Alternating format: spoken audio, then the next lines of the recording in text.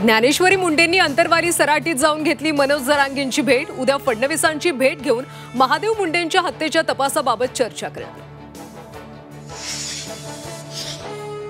पंकजा मुंडेंना मोठा धक्का। 35 वर्षांपासून सोबत असलेले राजाभाऊ मुंडे, बाबरी मुंडे राष्ट्रवादीत जाणार। मुंबईत पक्षप्रवेश होणार असल्याचं निश्चित। कृषी विभागातल्या घोटाळ्याची एसआयटी चौकशी करा। आमदार सुरेश धस यांची मुख्यमंत्री फडणवीसांकडे मागणी। मुंडेंच्या काळात कृषी विभागाचे निर्णय आकाश घेत असल्याचा धसांचा आरोप।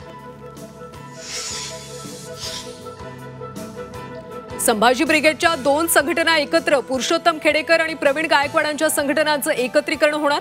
लवकरच अधिकृत घोषणा। मनोज आखरेंची माहिती।